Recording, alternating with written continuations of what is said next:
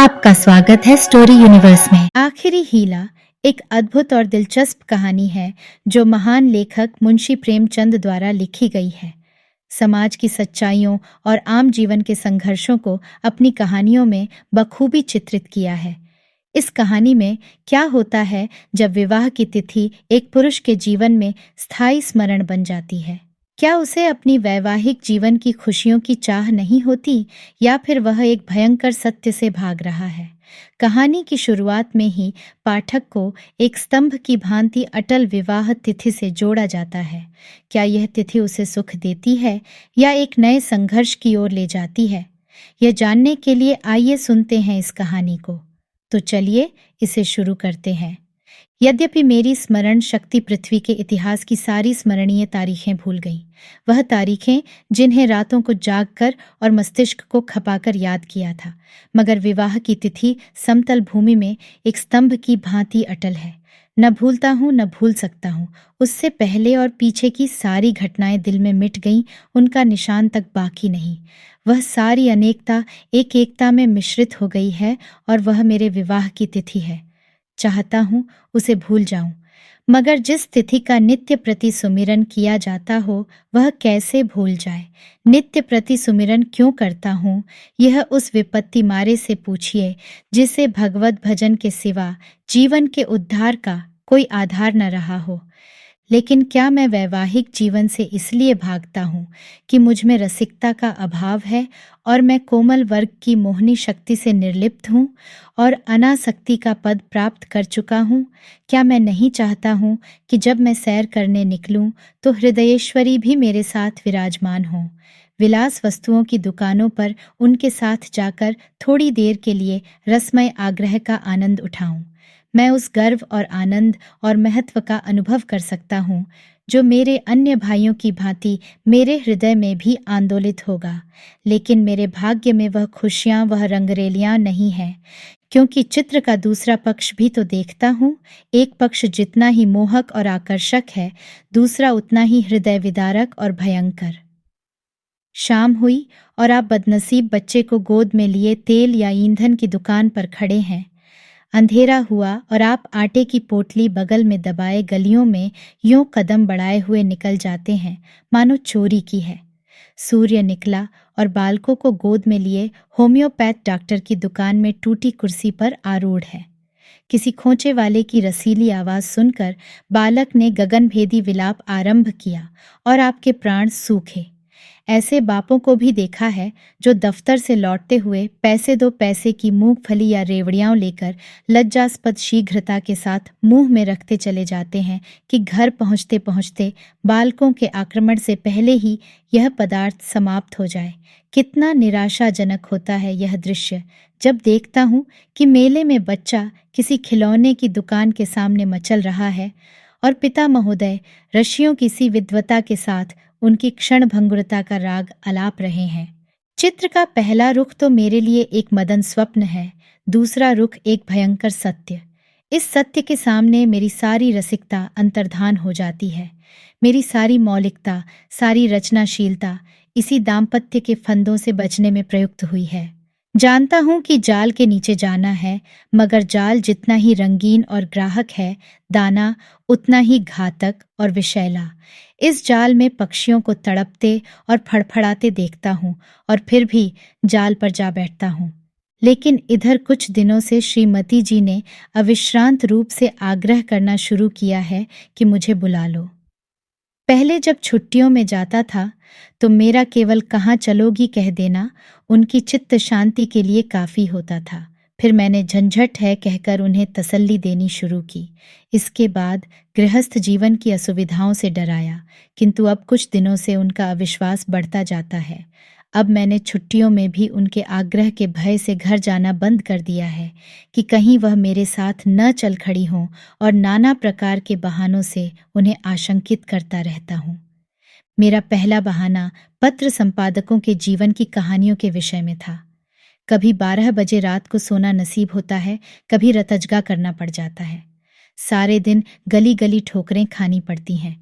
इस पर तुर्रा यह है कि हमेशा सिर पर नंगी तलवार लटकती रहती है। न जाने कब गिरफ्तार हो जाऊं, कब जमानत तलब हो जाए। खुफिया पुलिस की एक फौज हमेशा पीछे पड़ी रहती है। कभी बाजार में निकल जाता हूँ तो लोग उंगलियां उठाकर कहते हैं, वह जा रहा है अखबार वाला। मानो संसार में जितनी दैविक, आधि दैविक, भौतिक, आधि भौतिक बाधाएं हैं, उनका उत्तरदायी मैं हूँ। मानो मेरा मस्तिष्क झूठी खबरें गढ़ने का कार्यालय है। सारा दिन अफसरों की सलामी और पुलिस की खुशामद में गुजर जाता है। कांस्टेबलों को देखा और प्राण पीड़ा होने लगी। मेरी तो यह हालत है और हुक्काम है कि मेरी सूरत से कांपते हैं। एक दिन दुर्भाग्यवश एक अंग्रेज के बंगले की तरफ जा निकला। साहब ने पूछा, क्या काम करता है? मैंने गर्व के साथ कहा, पत्र का संपादक हूँ। साहब तुरंत अंदर घुस गए और कपाट मुद्रित कर लिए। फिर मैंने मेम साहब और बाबा लोगों को खिड़कियों से झांकते देखा, मानो कोई भयंकर जंतु हूँ। एक बार रेलगाड़ी में सफर कर रहा था, साथ और भी कई मित्र थे, इसलिए अपने पद का सम्मान निभाने के लिए सेकंड क्लास का टिकट लेना पड़ा। गाड़ी में बैठा तो एक साहब ने मेरे सूटकेस पर मेरा नाम और पेशा देखते ही तुरंत अपना संदूक खोला और रिवॉल्वर निकालकर मेरे सामने गोलियां भरीं, जिससे मुझे मालूम हो जाए कि वह मुझसे सचेत है। मैंने देवी जी से अपनी आर्थिक कठिनाइयों की कभी चर्चा नहीं की, क्योंकि मैं रमणियों के सामने यह जिक्र करना अपनी मर्यादा के विरुद्ध समझता हूँ। हालांकि मैं वह चर्चा करता तो देवी जी की दया का अवश्य पात्र बन जाता। मुझे विश्वास था कि श्रीमती जी फिर यहाँ आने का नाम न लेंगी, मगर यह मेरा भ्रम था। उनके आग्रह पूर्ववत होते रहे। तब मैंने दूसरा बहाना सोचा, शहर बीमारियों के अड्डे हैं। हर एक खाने पीने की चीज में विष की शंका। दूध में विष, घी में विष, फलों में विष, शाक भाजी में विष, हवा में विष, पानी में विष। यह मनुष्य का जीवन पानी की लकीर है, जिसे आज देखो वह कल गायब। अच्छे खासे बैठे हैं, हृदय की गति बंद हो गई। घर से सैर को निकले, मोटर से टकराकर सुरपुर की राह ली। अगर कोई शाम को सांगोपांग घर आ जाए तो उसे भाग्यवान समझो।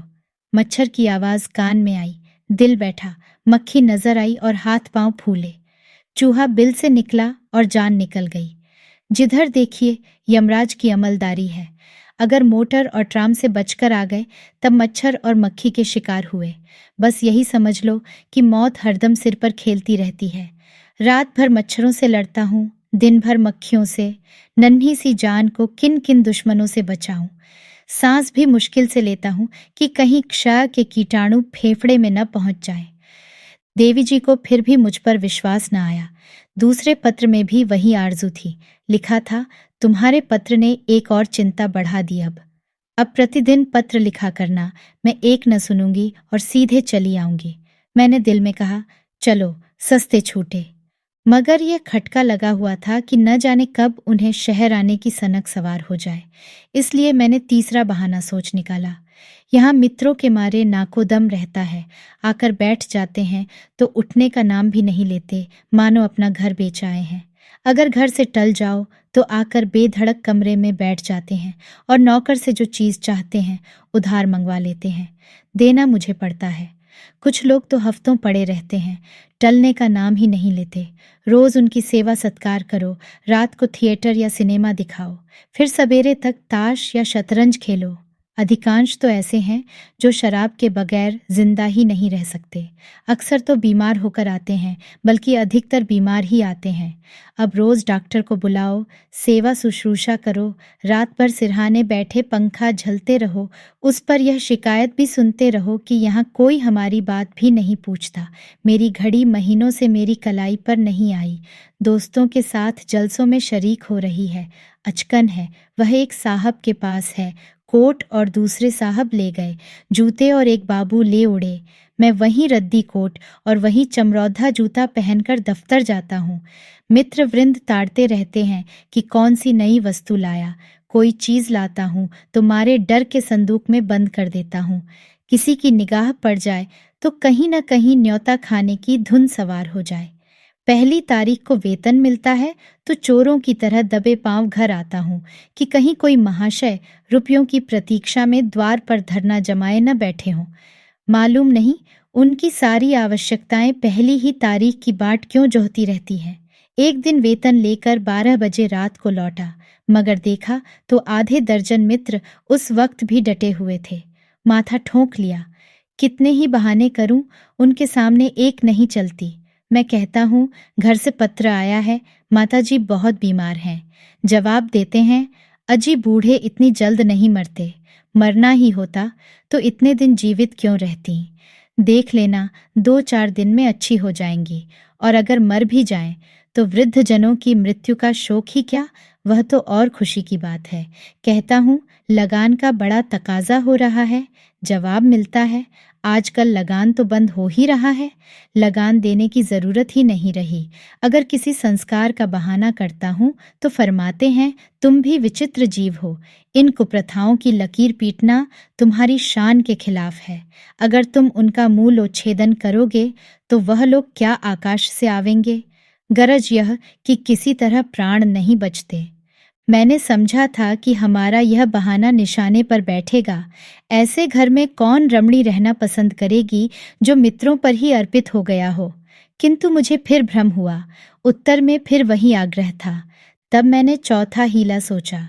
यहाँ के मकान हैं कि चिड़ियों के पिंजरे, न हवा न रोशनी। वह दुर्गंध उड़ती है कि खोपड़ी भन्ना जाती है। कितने ही के तो इसी दुर्गंध के कारण विसूचिका, टाइफाइड, यक्ष्मा आदि रोग हो जाते हैं। वर्षा हुई और मकान टपकने लगा। पानी चाहे घंटे भर बरसे, मकान रात भर बरसता रहता है। ऐसे बहुत कम घर होंगे जिनमें प्रेत बाधाएं न हों। लोगों को डरावने स्वप्न दिखाई देते हैं, कितनों ही को उन्माद रोग हो जाता है। आज नए घर में आए, कल ही उसे बदलने की चिंता सवार हो गई। कोई ठेला असबाब से लदा हुआ जा रहा है, कोई आ रहा है। जिधर देखिए ठेले ही ठेले नजर आते हैं। चोरियां तो इस कसरत से होती हैं कि अगर कोई रात कुशल से बीत जाए तो देवताओं की मनौती की जाती है। आधी रात हुई और चोर चोर, लेना लेना की आवाजें आने लगीं। लोग दरवाजों पर मोटे मोटे लकड़ी के फट्टे या जूते या चिमटे लिए खड़े रहते हैं। फिर भी चोर इतने कुशल हैं कि आंख बचाकर अंदर पहुंच ही जाते हैं। एक मेरे बेतकल्लुफ दोस्त हैं, स्नेहवश मेरे पास बहुत देर तक बैठे रहते हैं। रात अंधेरे में बर्तन खड़के तो मैंने बिजली की बत्ती जलाई। देखा तो वही महाशय बर्तन समेट रहे हैं। मेरी आवाज़ सुनकर जोर से कह कहा मारा और बोले, मैं तुम्हें चकमा देना चाहता था। मैंने दिल में समझ लिया, अगर निकल जाते तो बर्तन आपके थे, जब जाग पड़ा तो चकमा हो गया। घर में आए कैसे थे, यह रहस्य है। कदाचित रात को ताश खेलकर चले तो बाहर जाने के बदले नीचे अंधेरी कोठरी में छिप गए। एक दिन एक महाशय मुझसे पत्र लिखाने आए। कमरे में कलम दवात न थी। ऊपर के कमरे से लाने गया। लौट कर आया तो देखा आप गायब हैं और उनके साथ फाउंटेन पेन भी गायब है। सारांश यह कि नगर जीवन नरक जीवन से कम दुखदाई नहीं है, मगर पत्नी जी पर नागरिक जीवन का ऐसा जादू चढ़ा हुआ है कि मेरा कोई बहाना उन पर असर नहीं करता। इस पत्र के जवाब में उन्होंने लिखा, मुझसे बहाना करते हो, मैं हरगिज न मानूंगी, तुम आकर मुझे ले जाओ। आखिर मुझे 5वां बहाना करना पड़ा। ये खोचे वालों के विषय में था। अभी बिस्तर से उठने की नौबत नहीं आई कि कानों में विचित्र आवाजें आने लगीं। बाबुल के मीनार के निर्माण के साथ ऐसी निरर्थक आवाजें न आई होंगी। वह खोचे वालों की शब्द क्रीड़ा है। उचित तो यह था, यह खोचे वाले ढोल मजीरे के साथ लोगों को अपनी चीजों की ओर आकर्षित करते। मगर इन औंधी अक्ल वालों को यह कहाँ सूझती है। ऐसे पैशाचिक स्वर निकालते हैं कि सुनने वालों के रोए खड़े हो जाते हैं। बच्चे माँ की गोद में चिमट जाते हैं। मैं भी रात को अक्सर चौंक पड़ता हूँ। एक दिन तो मेरे पड़ोस में एक दुर्घटना हो गई। 11 बजे थे। कोई महिला बच्चे को दूध पिलाने उठी थी। एकाएक जो किसी खोंचे वाले की भयंकर ध्वनि कानों में आई तो चीख मारकर चिल्ला उठी और फिर बेहोश हो गई। महीनों की दवा दारू के बाद अच्छी हुई और अब रात को कानों में रुई डालकर सोती है। ऐसे कृत्य नगरों में नित्य होते रहते हैं। मेरे ही मित्रों में कई ऐसे हैं जो अपनी स्त्रियों को घर से लाए, मगर बेचारियां दूसरे ही दिन इन आवाज़ों से भयभीत होकर लौट गई। श्रीमती जी ने इसके जवाब में लिखा, तुम समझते हो मैं खोंचे वालों की आवाज़ों से डर जाऊंगी। यहाँ गीदड़ों का हौवाना और उल्लुओं का चीखना सुनकर तो डरती नहीं, खोंचे वालों से क्या डरूंगी। अंत में मुझे एक ऐसा बहाना सूझा जिसकी सफलता का मुझे पूरा विश्वास था। यद्यपि इसमें कुछ बदनामी थी, लेकिन बदनामी से मैं इतना नहीं डरता जितना उस विपत्ति से। फिर मैंने लिखा, शहर शरीफजादियों के रहने की जगह नहीं। यहाँ की महरियाँ इतनी कटुभाषिणी हैं कि बातों का जवाब गालियों से देती हैं, और उनके बनाव संवार का क्या पूछना।